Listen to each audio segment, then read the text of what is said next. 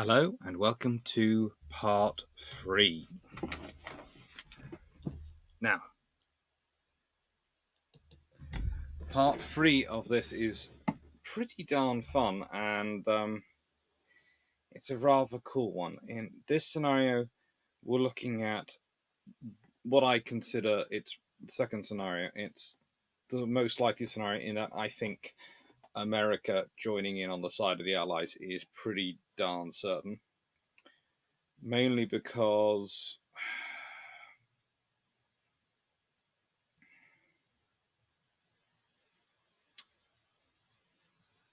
for them, not joining in carries a far more risk, a far greater risk than anything else.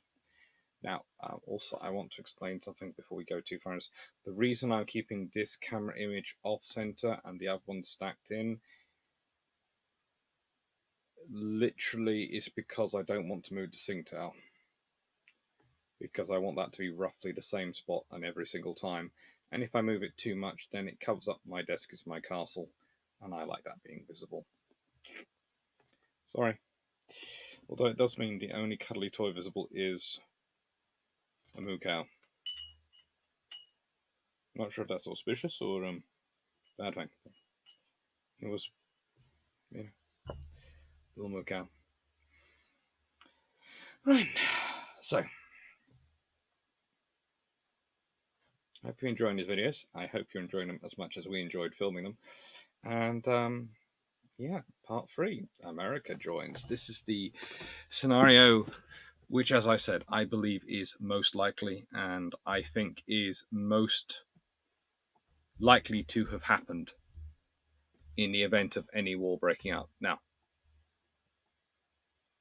fingers crossed, all the things work perfectly.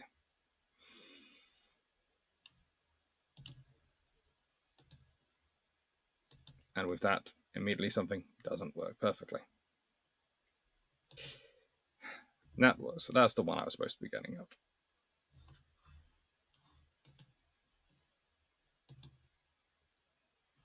Hello everyone and welcome to part 3. This one is as the same as part 2, which Daniel will give you a quick overview in a second. But this time we've gone through the likelihood of the scenario, and this is one of the most likely scenarios, I think, because in this one the USA joins in on the side of the Allies.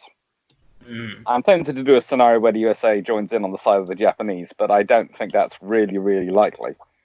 But the USA joining in on the side of the Allies is based on this simple analysis. USA does not want the Royal Navy becoming the predominant power in the Pacific. They're already powerful, but they're one of 3 powers, and the USA can claim they are the dominant power. If the Royal Navy wins and beats the Japanese without the US getting involved, then suddenly the Europeans are the dominant powers in the Pacific, are the dominant powers in Africa, are the dominant powers in the Indian Ocean, are the dominant powers, of course, in Europe. And let's be honest, the Royal Navy South American Division does spend a lot of time in South America going around the South American nations. So, yeah, the USA doesn't want that scenario. Also, they're not keen on what the Japanese have been doing to them. Which includes sinking American ships. Yes, and this would, of course, be the Japanese have sunk British ships which is against the rules, and a casus belli. And I honestly think, whilst they were reluctant to go enter a war in Europe, another European war versus the Germans and the Italians in World War II, I think in a war against Japan scenario, they would have been quite tempted. So, if Daniel, if you want to explain where we're starting from, where the Americans are getting involved, and how this changes, then we're getting into how this changes things. So, we have to briefly summarize where we're up to. We have had the Tsingtao incident. We have had a few hours after the Royal Navy has escorted the SS St. Vincent de Paul out of Tsingtao, the Japanese coming along and sinking the SS St. Vincent de Paul. And the subsequent activity involves HMS Birmingham sailing off and nabbing a Japanese ship in return, getting attacked by Japanese aircraft, although surviving and bringing her prize into Shanghai before she then limps to Singapore. And in retaliation, we've had the Royal Navy sink the Akagi, one of only 2 and a little bit carriers that the Japanese have got at this point. The Royal Navy, the British Empire forces, are now surging towards China, which is clear, and China, South China Sea, are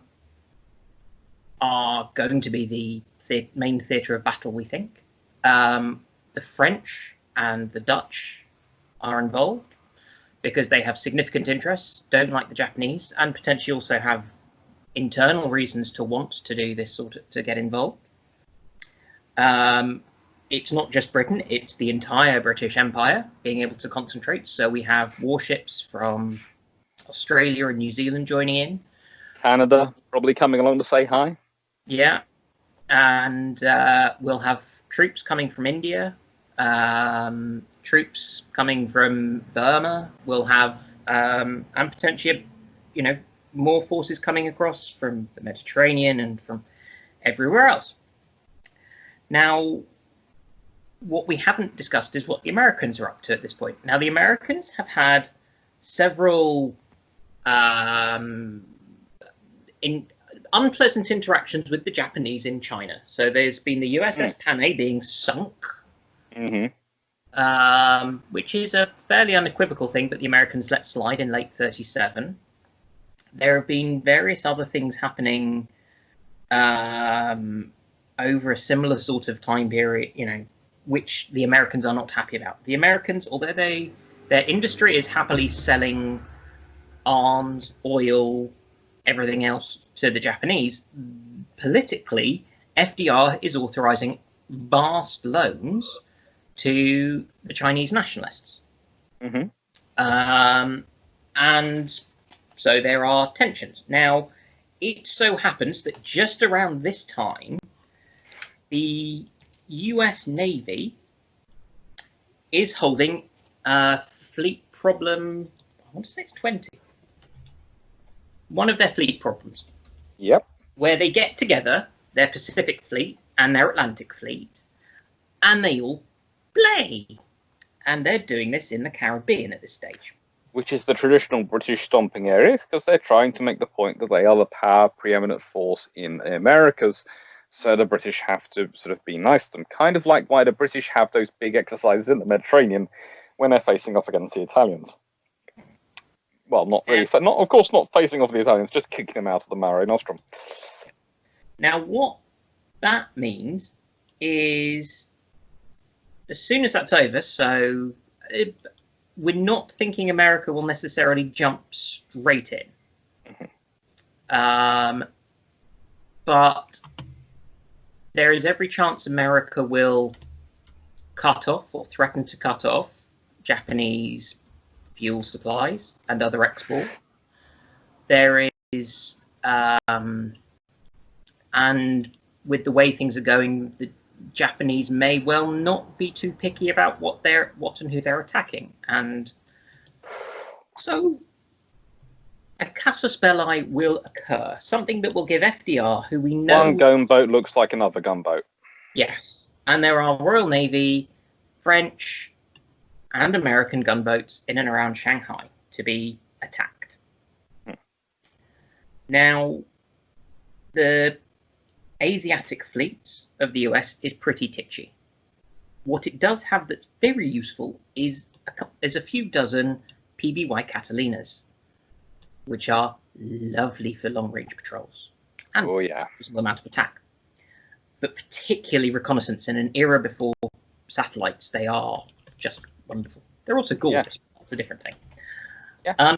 You also have, so bearing in mind that we've kicked all this off in late January, early February, give the Americans another couple of weeks to get bombed by mistake, and for sort of essentially FDR, I think I said earlier, I need to look into him, but I bizarrely like him and seem to think he generally does the right thing most of the time.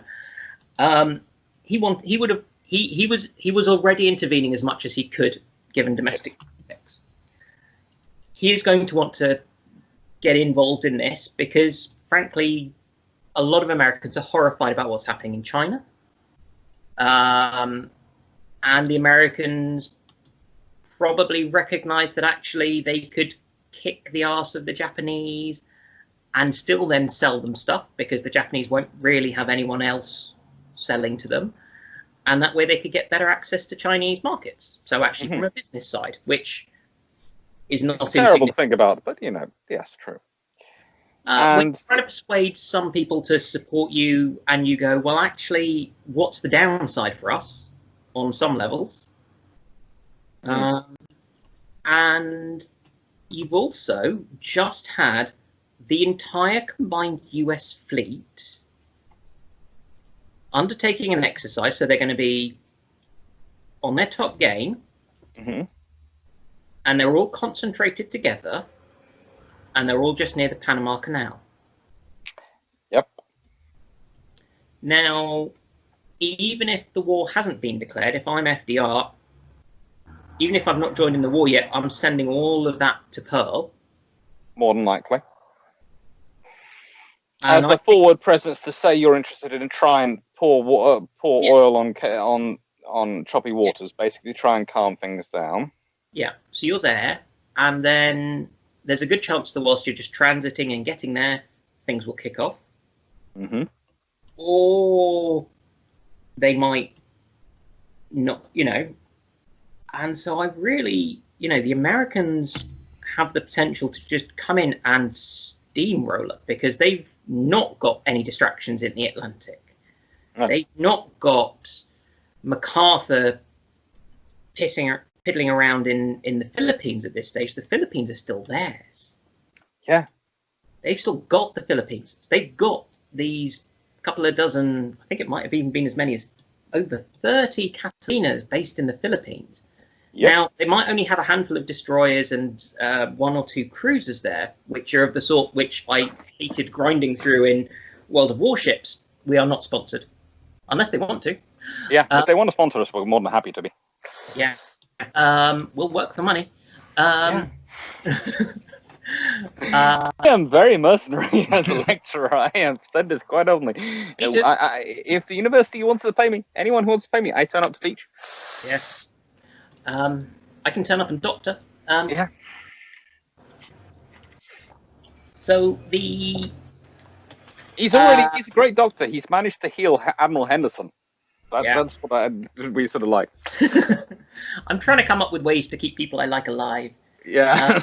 There's one admiral who had a brain tumor. I'm not sure how I'm going to fix him in 1939-40. Blackwood, by any chance? I think so. I can't remember. Yeah. I was going through these things. Yeah, he was a big loss as well because he was a very, very, how do I put this? He had been one who'd been very prominent in developing the culture of the destroyer force. Yeah. And him and Tritt. Yeah. It's one of the reasons why I think in this scenario, we've got the American fleet. I think they're coming across.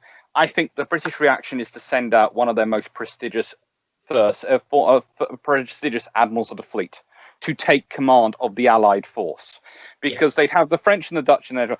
If they're going to send out and take command of the Allied force, remember the whole Royal Navy is going along. They're actually probably sending more ships than the Americans have because they have more ships than the Americans have at the moment. But the Americans are going to be next biggest one. Yeah. The Americans are going to be pushing for being a senior fleet command and senior post.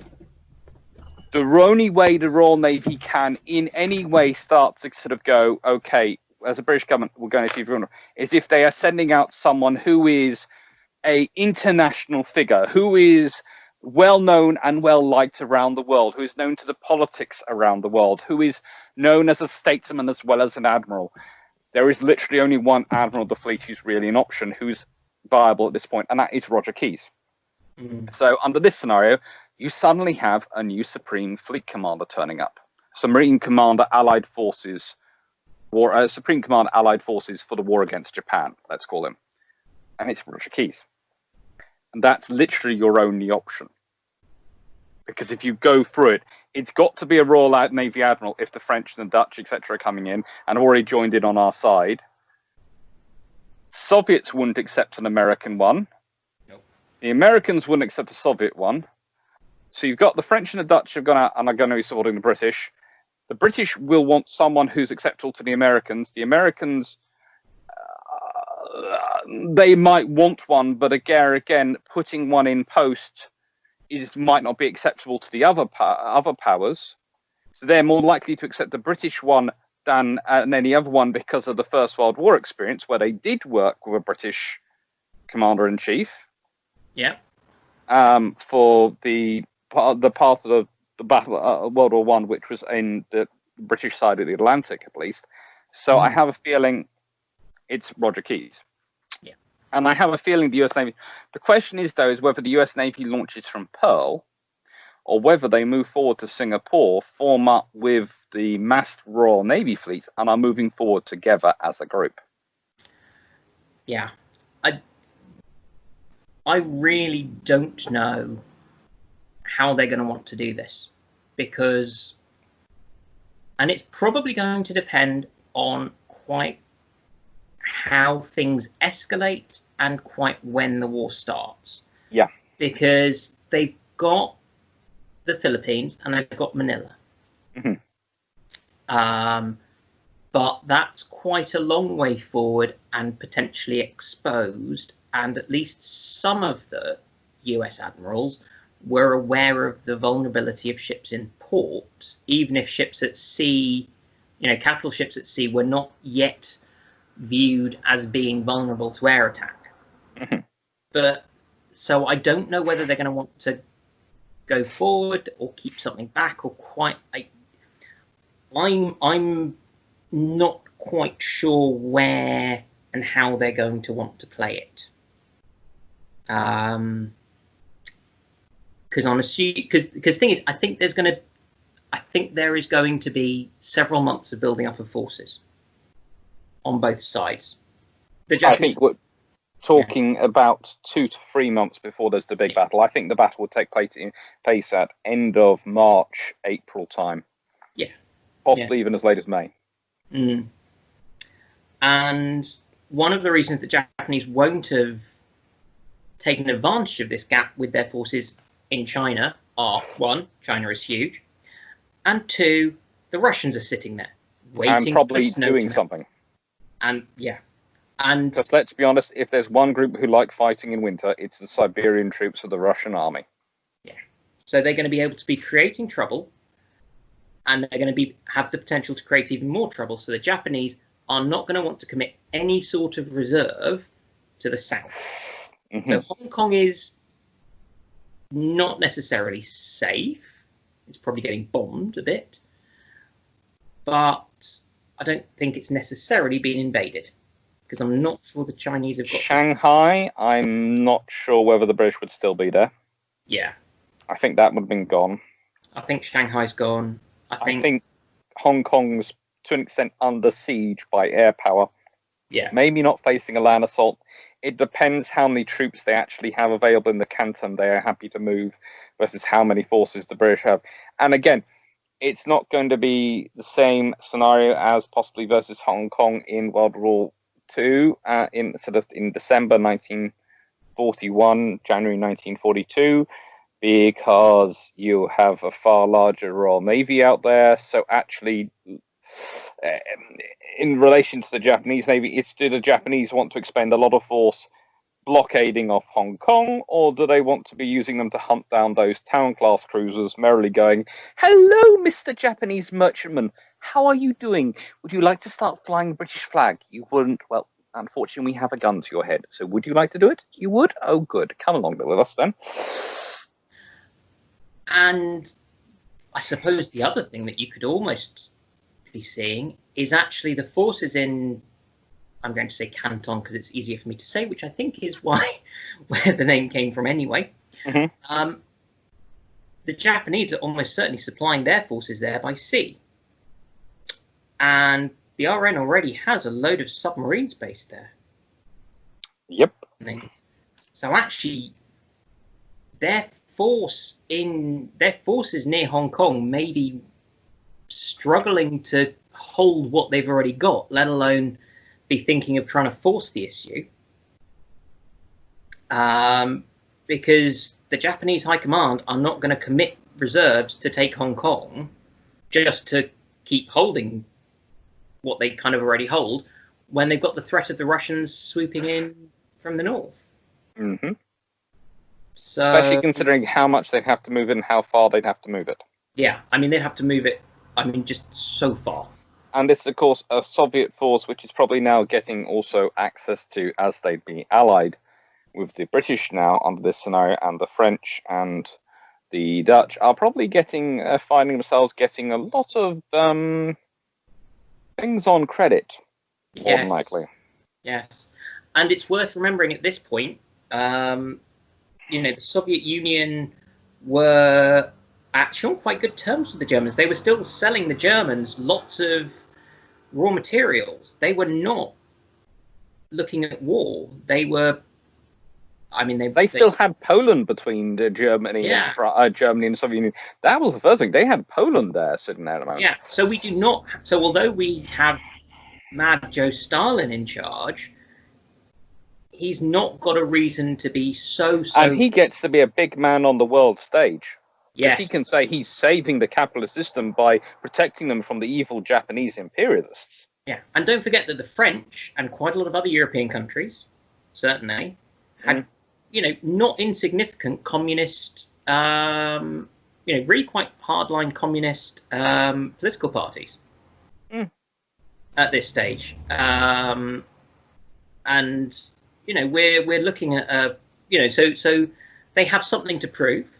Mm-hmm. And they've been a real international pariah, but combining this with their intervention in the Spanish Civil War, and suddenly they're starting to look like good guys. Yeah, which is good for them. And they're starting to look big on the world stage. Yeah. Something they really like. So this is their sort of opportunity. You've got the Americans involved. So the question is, does it degenerate into one single battle? Do the Japanese get their one single battle, or are they dealing with two massive task forces coming away? My instinct would be that what the forces would do is they would probably form up in Singapore, use the South China Sea transit to start working together as fleet formations. Whether or not Keyes has to go with them as Supreme Commander in a flagship operating together, or can afford to command from Singapore, I'm not sure, but he might well go with them as far as the Philippines and set up his command post in Manila. Sorry.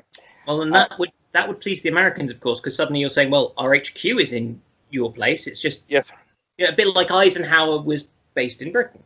Yes. So actually, so a lot of the key staff positions are going to be Americans. Yes, so it's going to it's sort of a case of the Supreme Commander, and you've got some key staff who are American.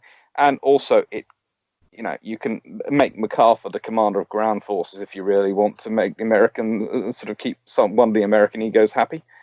For a potential invasion of Japan, which you, of course, on the British plans never want to do. So you can afford to make him commander of the ground forces of invasion of Japan, because you don't want to do it. Yes, I feel this is a little bit mean, but it's a bit like Patton in the build-up to D-Day. Yes, General MacArthur, you go off, and you and 3 staff officers who have slept with various generals' daughters are going to come up with a plan for invading Japan. You just go into that little cupboard, we'll shut the door, and forget that you're there. Yes. For the rest of the war. Unless we actually end up needing to do it. And then we'll suddenly remember who we put in charge, and then we're going to go, well, leaving that to one side. We haven't built nukes yet. No. Nukes are a long way away in this scenario. And so you've got the force going up, and then you have the combined fleet. Now, the combined fleet of, let's say the Americans haven't brought all their battleships with them, but you've probably got in excess of 20 battleships. Yeah. You probably have in excess of 6 to 7 carriers. Yeah. Because you got the American ones, Yorktown, Lexington, Hornet, possibly. You have got all the Royal Navy ones we talked about in the last one, which was Ark Royal, Glorious, Courageous, and Eagle. You've got all these. You've got a huge concentration of naval aviation. You've got a huge concentration of battleships. In the You have nastiest crazy sense, numbers of destroyers. yeah, you've got crazy numbers of destroyers and light cruisers and heavy cruisers. You can form up into this sort of fleet. You are probably looking at it. Probably a French battleship as well along that thing. The Japanese do like the idea of a big battle, but in this scenario, they're going to be running a big battle, which is going to have to first go through Allied submarines who are going to be arrayed along the coast to watch them, and probably Allied light cruisers a la Town class, maybe a couple of the American heavy cruisers as well, with their scout planes out watching, whilst hoovering up merchant ships to see for your movements. Yeah. Your fleet comes out, it's going to run into a major battle. And the idea of the Allied, the Royal Navy battle plan, and I think the Americans would have quite happily gone along this, would be to use naval aviation to knock out and slow down your force, and then close in and engage with battleships. The thing is, when you've got the Americans alongside, they're not as good at night fighting as the Royal Navy. So if you're going to do night fighting, the Royal Navy are going to have to do it pretty much solo. If they're fighting in daytime, they can afford to bring their allies in. So the question becomes, do you want to prefer to fight in daytime when the enemy can fight back, but you have overwhelming preponderance of force, or do you prefer not fight at night when the enemy can't fight well back, but your forces is far more limited, and your forces are far more even in terms of numbers? That will be the debate. Again, the odds are the Japanese do not come out of this unless they, I do not know, do actually get a real divine wind. They are unlikely to come out of this scenario with a fleet left in any real terms, and then the blockade begins. Now, and again, blockade begins in earnest. Yes, and the blockade pretty much would probably at this point would also involve battleships occasionally shelling land targets, aircraft carriers mounting air attacks, because again, there are no heavy bombers in anyone's service at this point which can actually hit Japanese cities from anywhere. The B-29 is years away.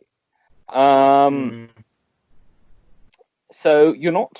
You might be considering developing that, but you're not going to have it available. So that is your problem with this scenario. You've got this huge fleet involved. The Japanese are really not, because you've got a war which is just against Japan. This is the thing that is different in this scenario, because the Germans and Italians haven't got involved. You haven't got this spread out of force around the world. You've allowed the forces to concentrate. And in this scenario, you've got the American Navy and the Royal Navy and some of their allies have all managed to concentrate. It's Grand Fleet Mark II, Global Grand Alliance. Yeah, I mean, the Japanese are going to be Tsushima'd.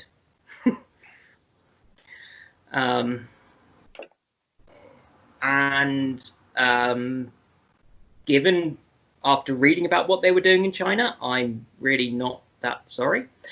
I think the Japanese don't really have, and the other thing I've realized is I don't think the Japanese are going to feel they've got a choice. Now, my rationale for saying that is they are, they have this pretty big navy. Mm-hmm. They have this big inter-service rivalry. Yeah.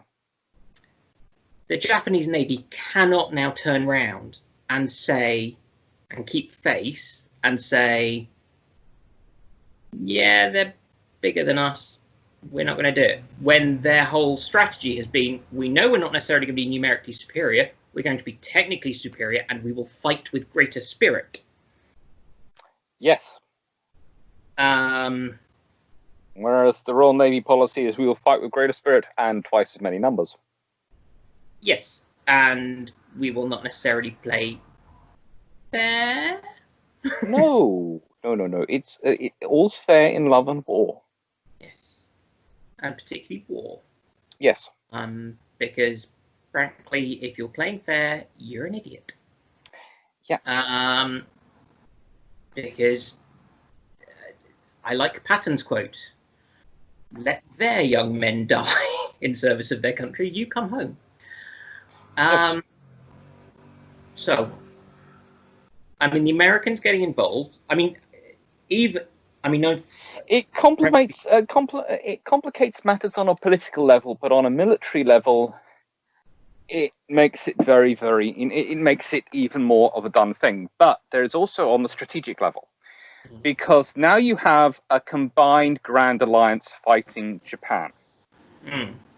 If you then have Germany and Italy causing trouble, they might have done that with just the European alliance fighting Japan.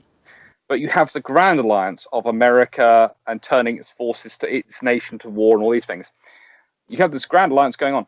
If Germany and Italy then are looking at the board and actually being sensible and logical, well, the odds are they're looking at it going, they might go, they're distracted, but they also might go if they get a message from them going, no, don't do anything while we're doing this, because once we're finished with the Japanese, we will come back and deal with you.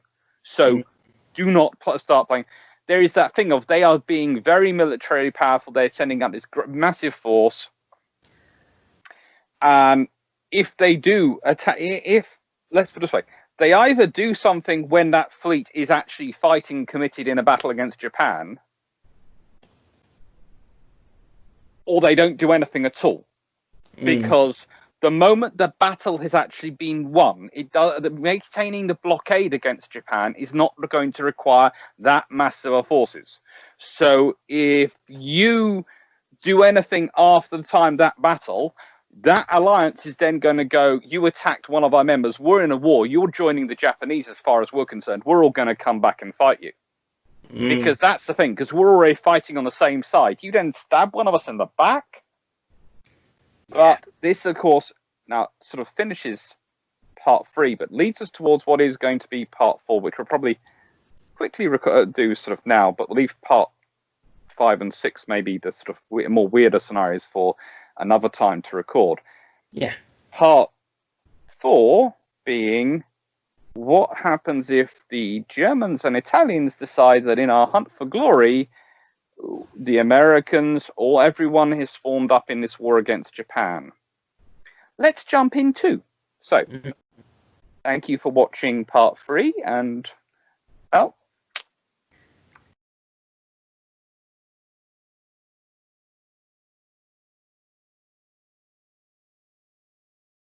Hello! So, I hope you enjoyed that, and I hope you enjoyed the pictures. We now have US standard destroyers from about 1937 in formation, PPY Catalina, and a Brewster Buffalo.